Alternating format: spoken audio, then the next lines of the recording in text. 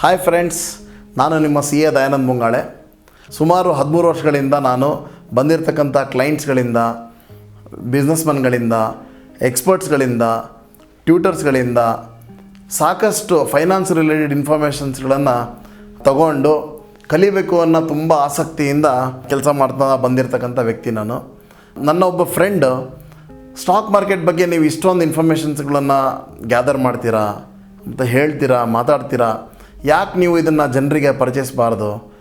ಇದರಿಂದ ಸಾಕಷ್ಟು ಜನಗಳಿಗೂ ಕೂಡ ಒಂದು ಎಜುಕೇಷನ್ ಆಗುತ್ತೆ, ಇನ್ಫಾರ್ಮೇಷನ್ ಸಿಗುತ್ತೆ, ಎಲ್ಲಿ ಇನ್ವೆಸ್ಟ್ ಮಾಡಬೇಕು, ಹೇಗೆ ಮಾಡಬೇಕು, ಯಾವಾಗ ಮಾಡಬೇಕು ಅನ್ನೋದನ್ನು ಯಾಕೆ ನೀವು ಹೇಳಬಾರ್ದು ಅನ್ನೋದಕ್ಕೋಸ್ಕರ ನಾನು ಈ ಯೂಟ್ಯೂಬ್ ಚಾನಲ್ನ ಸ್ಟಾರ್ಟ್ ಮಾಡಿ ಅಲ್ಲಿ ಪ್ರತಿ ವಾರ 1, 2, 3 ವೀಡಿಯೋಸ್ಗಳನ್ನು ಎಜುಕೇಷನ್ ಪರ್ಪಸ್ಸಿಗೋಸ್ಕರ ಅಪ್ಲೋಡ್ ಮಾಡೋಣ ಅಂತ ಅಂದ್ಕೊಂಡಿದ್ದೀನಿ. ನಿಮಗೆ ಯಾವುದೇ ಟಾಪಿಕ್ಸ್ಗಳ ಬಗ್ಗೆ ಇನ್ಫಾರ್ಮೇಷನ್ ಬೇಕು ಅಂತ ಹೇಳಿದ್ರೆ ನನ್ನ ತಿಳಿದಿರೋ ನಾಲೆಜ್ನಲ್ಲಿ, ನನಗೆ ತಿಳಿದಿರೋ ಅಂಥ ಇನ್ಫಾರ್ಮೇಷನ್ನಲ್ಲಿ ಮತ್ತು ಆದಷ್ಟು ಅದರ ಬಗ್ಗೆ ಪರಿಣಿತಿ ಪಡ್ಕೊಂಡು ನಿಮಗೆ ವೀಡಿಯೋಸ್ ಮಾಡಿಕೊಡ್ಬೇಕು ಅನ್ನೋದು ನನ್ನ ಒಂದು ಉದ್ದೇಶ. ಷೇರು ಮಾರುಕಟ್ಟೆ ಅಂದರೆ ಒಂದು ನಾರ್ಮಲ್ ಮಾರ್ಕೆಟ್.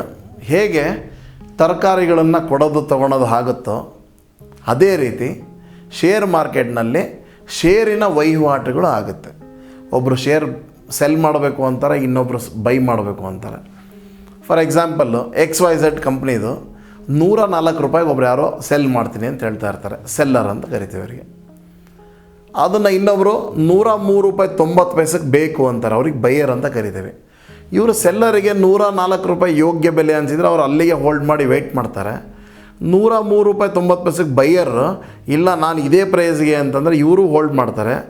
ಯಾರು ಇವನಿಗೆ 104ಕ್ಕೆ ತೊಗೋಬೇಕು ಅಂದರೆ ಇವ್ರು 104ಕ್ಕೆ 4 ರೂಪಾಯಿಗೆ ಮಾಡಿಫೈ ಮಾಡಿ ಇವ್ರು ಬೈ ಮಾಡ್ಬೋದು. ಅಥವಾ ಇವರಿಗೆ 103 ರೂಪಾಯಿ 90 ಪೈಸೆಗೆ ಬೇಕು ಅಂದರೆ ಇವರು ಕೂಡ ಮಾಡಿಫೈ ಮಾಡಿ ಸೆಲ್ ಮಾಡ್ಬೋದು. ಒಂದು ಲಿಸ್ಟೆಡ್ ಕಂಪನಿಯ ಬೈಯಿಂಗ್ ಮತ್ತು ಸೆಲ್ಲಿಂಗ್ ಎರಡೂ ನಡೆಯೋಂಥ ಸ್ಥಳಕ್ಕೆ ಶೇರ್ ಮಾರ್ಕೆಟ್ ಅಂತ ಕರಿತೀವಿ. ಇದು it is regulated by the SEBI, securities exchange board of ಇಂಡಿಯಾಯಿಂದ ರೆಗ್ಯುಲೇಟೆಡ್ ಆಗಿರುತ್ತೆ. ಸೊ ಈ ಶೇರ್ ಮಾರ್ಕೆಟ್ನಲ್ಲಿ ಸ್ಟಾಕ್ ಎಕ್ಸ್ಚೇಂಜಿನ ಮಹತ್ವ ತುಂಬ ಇರುತ್ತೆ. ತುಂಬ ಸ್ಟಾಕ್ ಎಕ್ಸ್ಚೇಂಜ್ಗಳಿದ್ದಾವೆ ನಮ್ಮ ದೇಶದಲ್ಲಿ. ನಿಮ್ಗೆ ಗೊತ್ತಿರ್ಬೋದು, ಬೆಂಗಳೂರಿನಲ್ಲಿ ಕೂಡ ಸ್ಟಾಕ್ ಎಕ್ಸ್ಚೇಂಜ್ ಇದೆ, ಕೋಲ್ಕತ್ತಾದಲ್ಲೂ ಸ್ಟಾಕ್ ಎಕ್ಸ್ಚೇಂಜ್ ಇದೆ, ಡೆಲ್ಲಿನಲ್ಲಿ ಸ್ಟಾಕ್ ಎಕ್ಸ್ಚೇಂಜ್ ಇದೆ, ಮುಂಬೈನಲ್ಲೂ ಸ್ಟಾಕ್ ಎಕ್ಸ್ಚೇಂಜ್ ಇದೆ. ಸೊ 2 ಫೇಮಸ್ ಸ್ಟಾಕ್ ಎಕ್ಸ್ಚೇಂಜಸ್ ನಮ್ಮ ಇಂಡಿಯಾದಲ್ಲಿ. ಒಂದು ನ್ಯಾಷನಲ್ ಸ್ಟಾಕ್ ಎಕ್ಸ್ಚೇಂಜ್, ಇನ್ನೊಂದು ಬಾಂಬೆ ಸ್ಟಾಕ್ ಎಕ್ಸ್ಚೇಂಜ್. ಸೊ ಈ ರೀತಿ ಸ್ಟಾಕ್ ಮಾರ್ಕೆಟ್ ಅಂತಂದರೆ ನೀವು ಶೇರ್ಗಳನ್ನು ಖರೀದಿ ಮಾಡಬೇಕು ಅಥವಾ ಸೇಲ್ ಮಾಡಬೇಕು ಅಂತಂದರೆ ಸ್ಟಾಕ್ ಎಕ್ಸ್ಚೇಂಜ್ಗಳ ಮೂಲಕ ತೊಗೊಳೋದು, ಕೊಡೋದು ಮಾಡಬೇಕು. ಅದನ್ನು ಡಿಮ್ಯಾಟ್ ಫಾರ್ಮ್ಯಾಟ್ನಲ್ಲಿ ಮಾಡಬೇಕು, ಅಂದರೆ ಎಲೆಕ್ಟ್ರಾನಿಕ್ ಫಾರ್ಮ್ಯಾಟ್ನಲ್ಲಿ.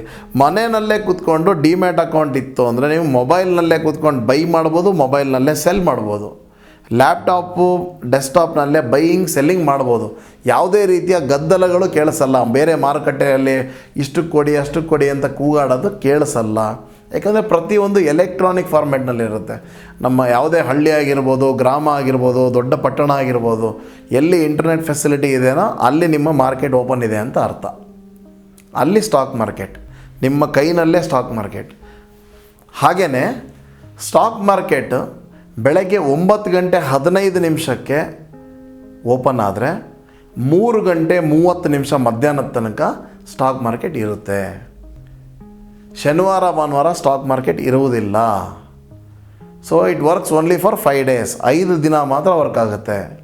ಮತ್ತು ಕೆಲವೊಂದು ನಿರ್ದಿಷ್ಟವಾದಂತಹ ರಜೆಗಳನ್ನು ಮೊದಲೇ ಘೋಷಣೆ ಮಾಡಿರ್ತಾರೆ, ಆ ದಿನದಲ್ಲಿ ಸ್ಟಾಕ್ ಮಾರ್ಕೆಟ್ ಇರುವುದಿಲ್ಲ. ನಿಮಗೆ ಯಾವುದೇ ಟಾಪಿಕ್ ಬಗ್ಗೆ ತಿಳ್ಕೊಳಕ್ಕೆ ಇಷ್ಟ ಇದೆ ಅಂದರೆ ಈ ಕಾಮೆಂಟ್ ಸೆಕ್ಷನ್ನಲ್ಲಿ ಅದನ್ನು ಬರೀರಿ. ನಾನು ಅದರ ಬಗ್ಗೆ ಕಂಪ್ಲೀಟ್ ಇನ್ಫಾರ್ಮೇಷನ್ ತೊಗೊಂಡು ಒಂದು ವಿಡಿಯೋ ಮಾಡಿಬಿಟ್ಟು ಅದನ್ನು ಪಬ್ಲಿಷ್ ಮಾಡ್ತೀನಿ.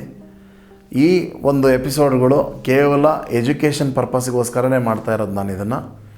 ನನ್ನ ವಿಡಿಯೋ ಇಷ್ಟ ಆದಲ್ಲಿ ಲೈಕ್ ಮಾಡಿ, ಸಬ್ಸ್ಕ್ರೈಬ್ ಮಾಡಿ ಮತ್ತು ಶೇರ್ ಮಾಡಿ. Thank you.